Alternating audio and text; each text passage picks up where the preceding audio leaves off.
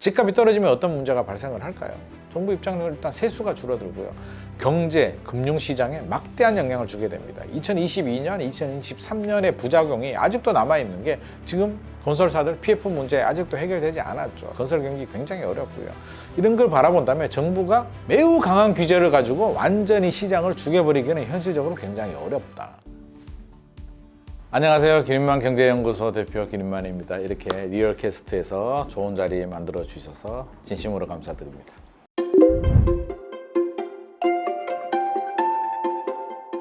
네, 대표적인 현상은 아마 시장 양극화를 첫 번째로 좀 꼽아야 될 것 같고요. 두 번째는 시장의 수요가 실수요자 중심으로 바뀌었습니다. 금리 인하 기대감, 공급 감소, 분양가 상승 이런 여러 가지 요인들이 결합이 된 상황입니다.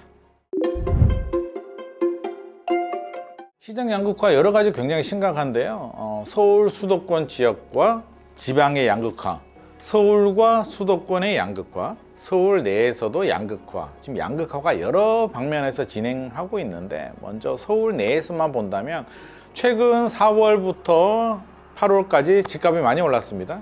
거래량도 많이 늘어났고요. 7월 서울 아파트 거래량이 거의 9천 건을 넘어섰는데 이 9천 건이라는 숫자가 얼마나 대단한 숫자냐면 우리 2020년, 2021년 기억이 나실 겁니다. 우리 영끌하고 집값 많이 올라가는 굉장히 난리가 났던 한마디로 그런 상황이었는데 2020년, 2021년 난리가 났던 2년 동안 서울 아파트 거래량을 본다면 가장 많은 거래량, 10,000건 이상 나왔던 거래가 나온 달이 이제 2달 있었습니다. 2달 있었고 이번에 7월에 이제 9,000건이 나왔는데요. 넘버 3에 해당이 됩니다. 2020년 이후에 지금까지 매월 거래량을 본다면 세 번째에 해당되는 굉장히 높은 거래량을 기록을 했습니다. 근데 이 거래를 누가 했느냐? 2020년, 2021년 같은 경우는 다양한 수요자들, 다주택자들, 투자하시는 분들, 실수요자들, 여러 수요들이 이제 결합이 돼서 거래량을 올렸다면 최근에는 이제 실수요자들이 이 거래를 주도하고 있는 게 굉장히 좀 특징이라고 할 수가 있을 것 같고요.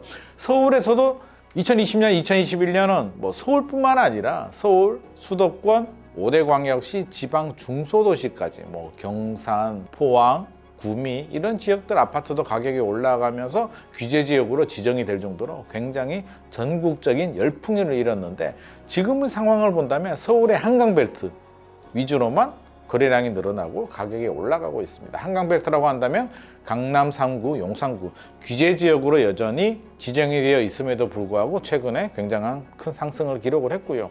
그 주변 지역으로 한강벨트죠. 강동구, 또 서쪽으로는 동작구, 위로 올라가면 마포구, 성동구 이런 지역들이 가격이 많이 오르고 거래량이 늘어났는데 가격이 이제 전고점이라고 하죠. 주로 2021년이 이제 우리 최고 가격을 형성을 했고 2022년에 금리가 올라가면서 이제 집값이 떨어졌는데 이런 한강벨트들은 이제 거의 전고점을 회복을 했거나 전고점을 뚫은 지역들이 이제 굉장히 많이 나오고 있습니다. 우리 잠실에 있는 헬리오시티 9,510세대 아파트 같은 경우는 전고점이 23억 8천이었는데 지금 24억 원이 넘어갔고요. 엘스 리센츠 같은 경우도 27억 원, 26억 5천, 27억 원이 전용 84 기준으로 최고 가격이었는데 최근에는 28억을 훌쩍 넘었고 비로얄 동들도 이제 28억을 이렇게 부르고 있는 상황입니다. 이렇게만 본다면 야 서울이 이제 다 회복을 했네, 올라갈 일만 남았네 라고 생각을 할 수는 있는데 노도강이라든지 다른 지역을 본다면 여전히 2021년 최고 가격 대비 한 80% 수준에 머물러 있기 때문에 서울 내에서도 양극화가 굉장히 심하고요. 또 수도권 지역으로 또 거슬러 올라가면 서울과 인접한 지역들 과천, 성남, 광명, 하남, 또 용인, 수원 이런 지역들은 그나마 좀 괜찮긴 한데 그렇다고 해서 전고점을 회복한 건 아니고요. 과천 같은 경우는 이제 거의 전고점 회복을 했습니다만 나머지 지역들은 거래는 좀 늘어났으나 여전히 고점 회복되진 않고 있다. 그러면 이 서울 가까운 지역이 아닌 경기도권들은 여전히 이게 무슨 분위기지? 뉴스를 보면 전혀 체감을 하지 못하겠다. 왜 우리 동네는 안 오르는 거야? 라는 이야기를 하고 있고요. 더 거슬러 올라가서 비수도권, 지방으로 가보면 이제 완전히 다른 세상을 느끼고 있습니다. 입주 물량, 미분양, 여전히 굉장히 많은 숫자이고요. 전국 미분양이 한 83% 정도가 지방으로 이렇게 쏠려 있기 때문에 이 양극화 문제도 또 다른 문제를 야기하고 있습니다. 그러면 정부도 이제 고민이죠. 뭐 정책을 함에 있어서 이렇게 양극화가 벌어지게 되면 일관성 있는 정책을 펴기가 굉장히 어렵습니다. 뭐 공급을 늘리기 위해서 하더라도 한강벨트 서울 쪽에 이게 문제이기 때문에 이 지역을 빼고 또 공급을 늘린다는 것도 참 이게 웃기는 일이 되는 거고요.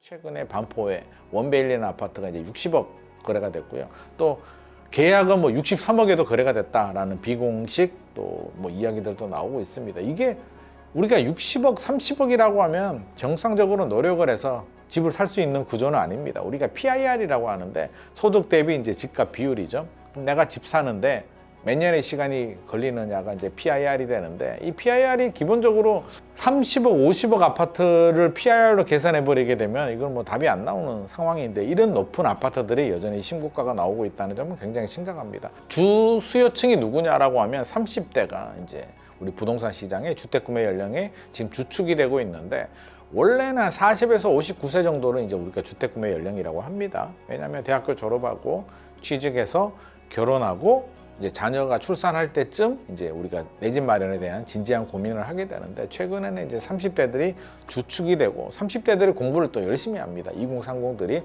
부동산 교육 시장에서도 이제 세미나나 뭐 이런 걸 교육 프로그램을 만들면 2030들이 주축이 되기 때문에 2030을 위한 프로그램들이 많이 만들어질 정도로 굉장히 활발한데 그럼 2030이 무슨 돈으로 집을 살까요? 물론 정책 뭐 대출이라든지 신혼부부 특공도 있고 신혼부부 대출도 있고 신생아도 있고 이런 정책 상품을 활용하시는 분들이 있고 두 번째는 이제 부모님으로부터 뭐 증여나 또 이렇게 도움을 받아서 사시는 분들도 있습니다. 결국에는 소득 양극화가 지역 양극화를 이렇게 만들고 있는 상황입니다.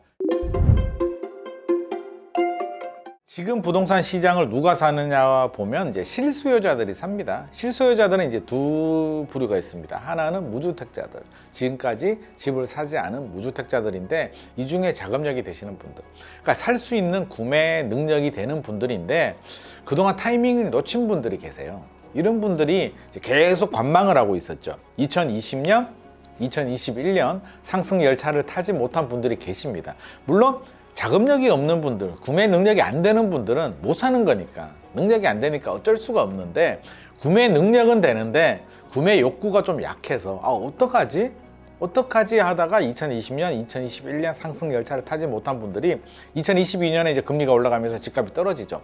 안도의 한숨은 쉬었는데 또 불안한 거예요. 이게 집값이 계속 떨어지면 고민을 안 하는데 차라리 계속 올라가거나 계속 떨어지면 고민을 안 할 텐데 이게 떨어지다가 멈췄어요. 2023년 작년에도 상반기 집값이 올라가다 추석 이후에 살짝 꺾였거든요. 어떤 마음이 들었냐면 역시 등락을 거듭하다가 이제 좀 더 떨어질 거야 라고 생각을 했습니다. 생각을 했는데 올해 서울 지나고 꿈틀꿈틀 대더니 4월부터 다시 또 거래량이 늘어나기 시작합니다. 어떤 마음이 들까요? 불안해. 이러다가 이번에도 내가 기회를 놓쳐버리면 어떡하지? 이번에 놓치면 나 이제 영원히 못 살 것 같아 라는 불안감.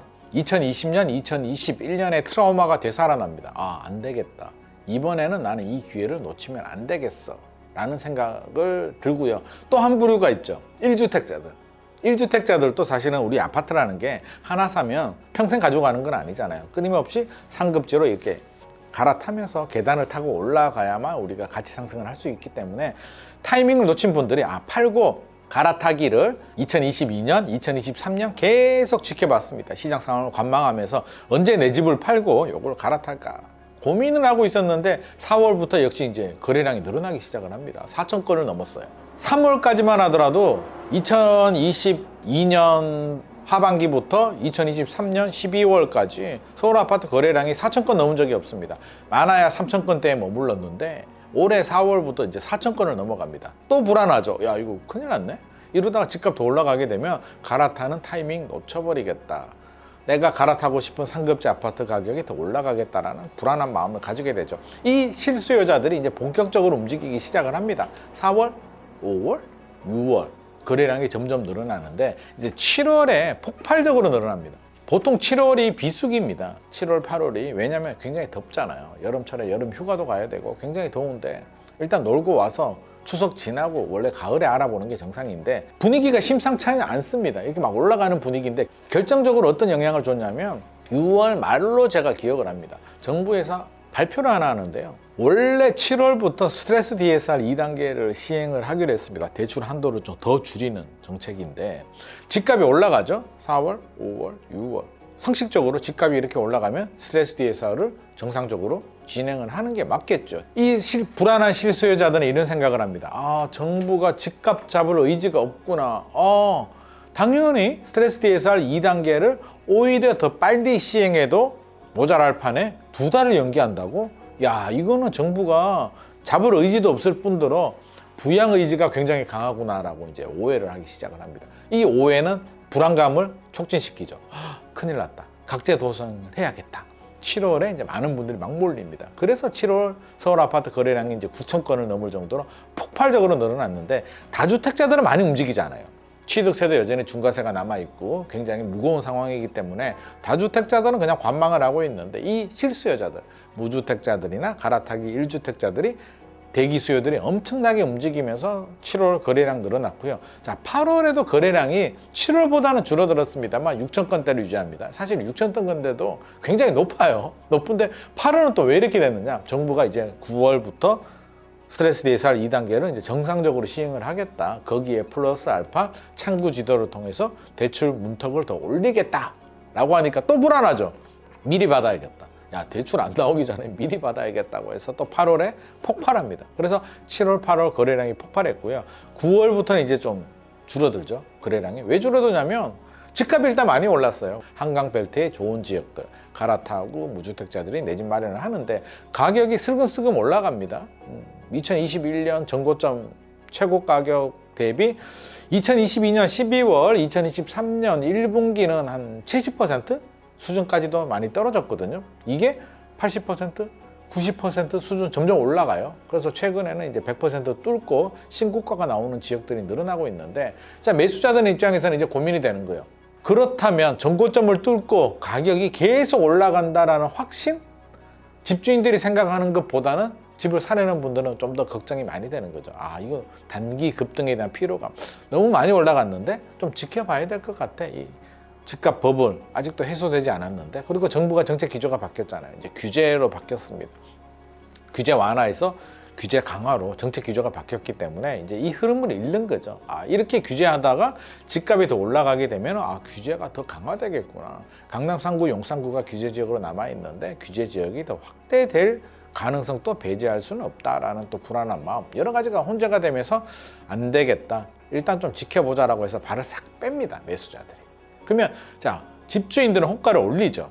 굳이 나는 가격을 떨어뜨릴 필요가 없어. 매수자들은 아니야, 지금 분위기는 아니야. 살짝 발을 뺍니다. 그러면 예를 들자면 뭐 집주인들은 한 21억 정도 호가를 부른다면 매수자들은 나 19억 정도면 살래 라고 해서 간극이 벌어지게 되거든요. 이 간극 때문에 지금 거래량이 줄어들었고, 이 거래량 줄어든 건 적어도 올해 말 또는 내년 설 전까지는 이어질 것 같고요. 설 이후에 이제 정부 정책이라든지 금리 상황, 은행들의 대출 문턱이 어떻게 될지에 따라서 또다시 또 흐름이 설 이후는 좀 달라질 가능성이 있습니다.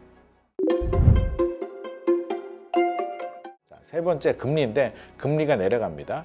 2023년 12월 11일 금통위 때 이제 0.25%포인트 금리를 38개월 만에 인하를 했는데요. 올해까지는 아마 한국은행의 기준금리 인하하기는 쉽지 않을 겁니다. 여러 가지 경제 상황이라든지 환율, 자금 유출 가능성 여러 가지 고려해 본다면 물론 서울 집값을 자극할 수도 있겠죠. 2024년 올해 동안은 이제 뭐 현상 유지 3.25% 기준금리가 유지될 가능성이 높은데, 2025년이 되면 어떻게 되느냐?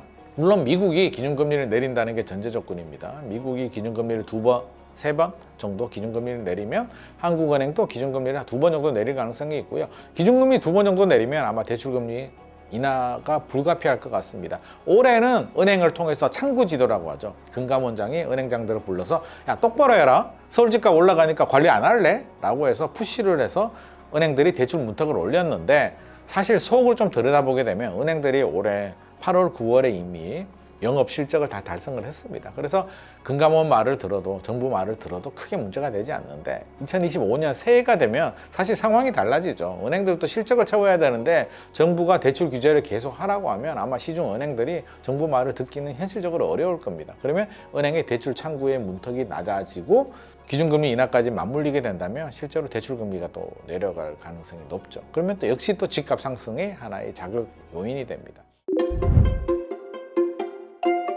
네 번째, 이제 분양가 얘기 안 할 수가 없는데 분양가가 천정부지 올라갑니다. 거의 한 1년 만에 35%, 38% 정도 서울 기준으로 분양가가 굉장히 많이 올랐는데 이유는 물론 뭐 건축비가 올랐다, 뭐 철근, 자재, 인건비가 올랐기 때문에 분양가가 올라간다라고 하는데 사실 분양가에서 철근, 시멘트 값, 인건비가 차지하는 비중을 따져본다면 서울 같은 경우는 토지 비용이 훨씬 더 많고요. 그래서 그게 올라간다고 해서 35%, 38%가 올라가는 건 현실적으로 납득하기가 어려운데 분양가는 어떻게 책정되냐면 주변 집값과 연동이 됩니다. 건설회사 입장에서요, 분양가를 지나치게 높게 고분양가로 책정이 되면 미분양이 발생해요. 대규모 미분양이 발생하기 때문에 굉장히 리스키하고요.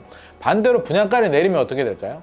로또가 발생합니다. 로또. 강남 쪽에 올해 나오는 물량들이 이제 로또 분양, 뭐 원펜타스라든지 로또 분양이 많이 나왔는데 그거는 건설사의 의지가 아니라 법으로 분양가 상한제에 의해서 강제로 주변 시세 대비 30% 정도 내려버렸기 때문에 로또가 발생을 합니다. 로또 발생하면 누가 좋을까요?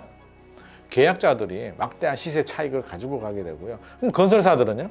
건설사나 조합이나 시행사들은 가지고 가야 될 이익을 계약자들이 가져가니까 사실 손실이 발생하게 되죠. 그래서 저렴한 분양가도 하지 않습니다. 그러면 어떻게 책정을 한다? 딱 중간 정도로 책정을 합니다. 아, 이거 고분양가는 아닌 것 같은데 저렴한 것 같지도 않고, 아, 이거 어떡하지? 아, 그런데 또 새 아파트니까 주변 시세와 비교해보면 새 아파트니까 메리트는 있네 라는 약간 알쏭달쏭한 수준을 딱 책정하는 게 가장 이상적인 분양가 책정의 방법입니다. 지나친 고분양가는 미분양, 저분양가는 계약자한테 많은 이익을 주기 때문입니다. 그러면 서울 분양가가 1년 만에 35% 이상 이렇게 올랐다는 얘기는 서울 집값이 핵심 지역들이 그 정도 주변 집값이 올라갔다라고 우리가 이해를 하면 될 것 같습니다. 그럼 지방의 분양가는 왜 못 올릴까요? 올리고 싶죠. 올리고 싶은데 건축비, 자재비, 뭐 단체가 올랐으니까 올리고 싶은데 주변 집값이 올라가지 않기 때문에 울며 겨자 먹기로 지금 서울 수도권에서 분양가를 올려서 지금 지방 손실을 충당하고 있다라는 생각이 듭니다. 어떻게든 서울 수도권에서는 분양가는 올라가고 있다. 이렇게 분양가가 올라가면 어떤 부작용이 생기죠? 주변 집값이 쉽게 떨어지지 않죠. 왜? 새 아파트가 좋잖아요. 우리가 얼죽신, 요즘 신축 아파트가 유행인데 얼죽신이 분양을 받으면 프리미엄이 붙기 때문에 결국 가격이 올라갑니다. 올라가면 주변 집값이 따라 올라갈 수도 있고요. 내려가는 걸 방지하는 역할을 하기 때문에 분양가 상승도 또 집값 상승을 기대하는 하나의 요인이 될 수 있습니다. 공급 부족 이야기부터 좀 해보죠. 굉장히 심각한 문제인데 서울에 해당되는 얘기입니다. 지방에는 해당되지 않고요. 서울에 해당되는데 이제 입주 물량이 굉장히 부족합니다. 2025년 같은 경우는 이제 통계 기관에 따라서 좀 차이는 있겠습니다만 올림픽파크 포레온 둔촌주공 재건축 한 12,000세대를 포함하게 되면 한 35,000호 정도 약 그 정도 물량이 나오고 올림픽파크 포레온을 빼면 이제 23,000, 25,000호 정도로 이제 줄어들게 되는데 어떻게든 이게 부족한 상황입니다. 서울 같은 경우에 평균적으로 47,000호 정도는 이제 적정 연 필요한 수요라고 우리가 예상을 하고 있는데 서울 인구 대비 여전히 서울 입주 물량은 부족한 상태고 더욱 문제는 뭐냐면 2026년 이후에 발생을 합니다. 2026년은 서울 입주 물량이 만호가 되지 않습니다. 7,000호 정도로 우리가 예상을 하고 있는데요. 서울 같은 경우에 7,000호면 매매 가격도 문제지만 이제 전세 가격도 굉장한 자극을 줍니다. 최근에 이제 공식이 하나 깨졌는데요. 어떤 공식이냐면 물량 앞에 장사가 없다라는 기존의 공식이 있었습니다. 많은 물량이 나오면, 많은 입주 물량이 나오면 매매 가격도 떨어지고 전세 가격도 떨어진다라는 하나의 공식. 가락시형 아파트 재건축한 헬리오시티가 9,510세대 아파트가 2018년 12월부터 이제 입주를 시작합니다. 2019년 한 1분기 정도는 이제 전세 가격이 많이 떨어지죠. 9,510세대 물량이 나오니까 전용 84가 뭐 4억대까지도 저는 떨어졌던 걸로 기억을 합니다. 물론 6개월 정도 한시적 이제 공급 과잉이었죠. 그래서 6개월 지나고 다시 또 회복을 하긴 합니다만 떨어졌습니다. 그래서 물량 앞에 장사가 없다라는 공식이 하나의 성립이 되고 있는데 둔촌주공을 재건축한 올림픽파크 포레온이 12,000세대나 됩니다. 그래서 올 초만 하더라도 저도 이제 그렇게 방송에서 많이 이야기를 했는데 강동구에 12,000세대 물량이 나오니까 올해 저렴한 전세를 구하고 싶은 분들은 강동구에 좀 눈을 돌리시는 게 좋을 것 같습니다. 전세 가격도 약세, 매매 가격도 약세가 될 것 같습니다 라고 제가 말씀을 드렸는데 그 공식이 깨져버렸습니다. 대규모 입주 물량이 나옴에도 불구하고 매매, 전세 모두 강세를 보이고 있습니다. 이게 무슨 일일까요? 아니 물량이 이렇게 많이 나오는데 왜 이렇게 됐을까 생각해보면 서울 전체적으로 입주 물량이 너무나 부족한 상황. 두 번째, 정책적인 미스가 있습니다. 실거주 의무가 정부가 폐지를 한다고 했는데 폐지를 하지 못했습니다. 2023년에 뭘 했냐면 이제 3년 유예라는 카드를 꺼내듭니다. 3년은 봐주는데 결국에는 입주를 해야 됩니다. 집주인들이 이제 입주를 앞두고 11월 27일에 아마 입주 예정으로 알고 있는데 입주를 앞두고 사전 점검이라는 걸 하게 됩니다. 보통 한 달 전에 이제 아파트 잘 지었나? 하자가 있나? 이제 체크를 하러 가는데 가보니까 아파트가 너무 좋은 거야. 너무 잘 지은 거예요. 최근에 유행하는 또 신조어가 얼죽신이라고 있잖아요. 얼어 죽어도 신축 아파트 인기가 굉장히 높습니다. 그러니까 어차피 실거주 의무 지켜야 되는데 3년 유예지만 어차피 실거주 해야 되는데 이거 새 아파트 내가 들어가서 살아야겠다. 내놨던 전세, 월세 매물을 다 회수해버리는 부작용이 생기고요. 나와있던 매물도 줄어드니까 전세 가격 올라갈 수밖에 없습니다. 서울은 이렇게 입주 물량이 절대적으로 부족한 지역인데 안 그래도 부족한데 2026년부터는 더 줄어든다? 그럼 시장에서는 어떻게 반응할까요? 2025년, 2024년만 보고 결정하진 않잖아요. 집을 삼에 있어서 3년, 5년 후까지 예측을 하는데 입주 물량이 부족하면 매매 가격도 그렇지만 전세 가격도 올라갈 힘만 남지 않았냐. 이거는 상승에 베팅을 해야 된다는 생각을 기본적으로 가지고 있고요. 그래서 지금 전세가 문제인데 매매 같은 경우는 집값이 올라가면 정부가 여러 가지 카드를 꺼내들 수가 있어요. 세금 규제를 할 수도 있고 대출 규제를 할 수도 있고 거래 허가제, 토지거래 허가 같은 것도 할 수가 있고 여러 가지 방법을 동원할 수가 있는데 전세는 실수요자 시장이기 때문에 전세가 올라간다고 해서 집주인들 규제를 하거나 세입자 보고 너 전세 들어가니까 세금 더 내 라는 걸 할 수가 없고 대출 규제를 해야 되는데 대출 규제하게 되면 또 엄청난 반발이 일어나기 때문에 현실적으로 또 전세는 정부가 손댈 수 있는 영역이 아닙니다. 그러면 전세 가격이 올라가게 되면 매매 가격을 밀어 올릴 수도 있고요. 떨어지는 매매 가격을 받쳐주는 버팀목 역할을 하기 때문에 결국 집값 상승의 하나의 요인이 됩니다. 서울 전까지는 지금 같은 보합세 유지될 가능성이 없습니다. 이게 등락을 거듭한다라고 하는데 지금은 이제 당분간 여러 가지가 혼재되어 있는데 집주인들은 호가를 내릴 생각이 전혀 없고요. 매수자들은 이 호가를 따라갈 생각도 현재는 많지 않기 때문에 또 정부는 규제의 강화로 돌아섰고 한국은행도 쉽게 금리 인하를 하지 않는 팽팽한 줄다리기를 하는 상황이기 때문에 올해 말까지는 어떤 큰 변화, 이벤트가 발생하지 않을 것 같습니다. 미국도 이제 대선이라는 불확실성이 있기 때문에 우리가 불확실성이 있으면 불안하거든요. 일단 예의주시 관망을 하는 분위기입니다. 제가 설을 이제 중요한 포인트라고 제가 말씀드렸는데 항상 설과 추석이 터닝 포인트 역할을 좀 많이 해줍니다. 공교롭게도 올해도 설 지나고 거래량이 늘어났고요. 추석 지나고 거래량이 줄었고 2023년 작년에도 비슷한 양상이 발생을 했고요. 몇 년 전에는 또 반대 상황이 발생하기도 합니다. 추석 지나고 또 집값이 올라가는 경우들도 있습니다. 그래서 항상 명절이 터닝포인트 역할을 해주는데 왜냐하면 흐름이 한번 결정이 되면 기본적으로 6개월 정도 흐름이 지속이 되거든요. 6개월이 지나면 이제 받아들이고 또 다른 방법을 전략을 찾는 과정을 진행이 되기 때문에 설 지나고는 그래 한 6개월 조정이 됐는데 이제 내가 집을 사야 되나? 어떻게 해야 되나? 이제 본격적인 진지한 고민을 하게 됩니다. 근데 이제 은행들은 아마 제 생각에는 대출 규제 창구 지도를 올해 추석 이후처럼 이렇게 좀 강화된 대출 규제를 하기는 현실적으로 영업 실적을 올려야 되기 때문에 좀 어려운 부분이 있을 것 같고요. 정부도 마찬가지입니다. 강한 규제를 계속 하게 되면 집값은 떨어질 수는 있습니다. 떨어질 수는 있는데 정부가 그걸 원할까요? 정부는 원하지 않습니다. 정부가 원하는 건 집값 많이 오르지도 않고요. 많이 떨어지지도 않고요. 그냥 보합 정도, 인플레이션, 물가 정도 잔잔하게 이렇게 흘러가기를 원합니다. 왜? 집값이 떨어지면 어떤 문제가 발생을 할까요? 정부 입장에서는 일단 세수가 줄어들고요. 경제, 금융시장에 막대한 영향을 주게 됩니다. 2022년, 2023년의 부작용이 아직도 남아있는 게 지금 건설사들 PF 문제 아직도 해결되지 않았죠. 여전히 남아있는데 우리는 서울 아파트 일부 지역의 거래량과 가격 회복을 가지고 뭐 아치 부동산 시장이 살아났다. 언론들도 그렇죠. 관심이 많기 때문에 서울 한강벨트 위주로 이제 많은 기사들을 쓰기 때문에 뉴스만 보면 부동산 시장이 다 살아난 것처럼 생각하는데 절대 그렇지가 않습니다. 건설 경기 굉장히 어렵고요. 이런 걸 바라본다면 정부가 매우 강한 규제를 가지고 완전히 시장을 죽여버리기는 현실적으로 굉장히 어렵다. 그렇다면 좋아. 지금 같은 분위기 딱 좋아. 그냥 이 상태로만 가자라는 게 정부 마음일 것 같고요.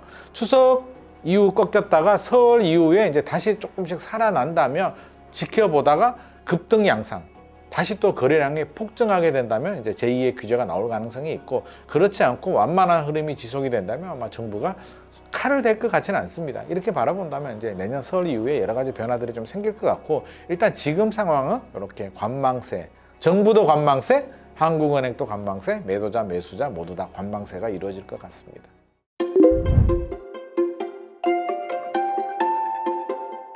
그래서 우리도 이 차락이 절대 생기지 않는다라고 제가 말씀드릴 수는 없습니다. 배제할 수는 없다는 얘기입니다. 이 차락이 생겨도 이상하진 않다. 하지만 우리가 이 차락에 베팅을 하고 이 차락을 기다릴 수는 없잖아요. 그래서 제가 무주택자들이 이 차락을 기다린다면 저는 기다리지는 말라고 합니다. 아니, 안 올 수도 있는 불확실성 10% 확률에 우리가 거기에 베팅을 할 수는 없으니까요. 무주택자들은 내 집 마련해서 집값이 올라가면 땡큐고, 집값이 떨어지더라도 내 가족이 잘 살다 보면 장기적으로 또 10년 후에는 올라가 있으니까 실수요자들은 내 집 마련하는 게 맞습니다. 이렇게 뭐 계산을 하고 타이밍을 잡고 하는 게 현실적으로 굉장히 어렵고요. 막상 집값이 떨어지면 또 무서워서 못 삽니다. 이제 그런 상황이 발생하는데, 예상치 못하는 변수가 생긴다, 이 차락이 왔다 라고 하면 우리는 또 다른 전략이 필요하겠죠. 이 차락이 오면 어떻게 해야 될까요? 저는 공격적으로 이제 매수 기회를 잡아야 됩니다. 근데 두렵잖아요. 집값이 떨어지면 2022년 12월 막 금리 올라서 집값 떨어졌을 때 두려웠고, 올림픽파크 포리온이 막 미계약이 나오고 막 이런 상황이었단 말입니다. 계약할까 말까 막 고민하고, 자, 이런 상황이 발생했을 때는 우리가 기준을 좀 정할 필요가 있을 것 같습니다. 기준을 정하면 나름대로 따라갈 수가 있거든요. 그러면 우리가 폭락이라는 용어를 쓴다면 고점 대비 최고 가격 대비 한 30% 정도, 단기간 6개월 내에 30% 정도 가격이 떨어지면 우리는 폭락이라는 표현을 씁니다. 고점 대비 30% 정도 가격이 내려온다면 1주택자들은 팔고 갈아타도 되고요. 2주택자들은 뭐 3주택으로 가도 되고, 아니면 1주택자들도 2주택으로 가는 기회, 무주택자들은 집을 사도 되는 기회. 더 떨어지면 어떡하죠? 더 떨어져도 어쩔 수는 없습니다. 더 떨어지더라도 참고 기다리면 올라가기 때문에 고점 대비 30% 정도 떨어지는 걸 기회로 잡아야 될 것 같고요. 만약에 서울의 한강벨트가 고점 대비 30% 정도 6개월 내에 단기 폭락을 한다, 그렇게 되면 아마 강남 서초구 뭐 이런 지역들이죠. 강남 3구, 용산구 규제 지역에 묶여 있는데 규제 지역 풀릴 가능성이 높습니다.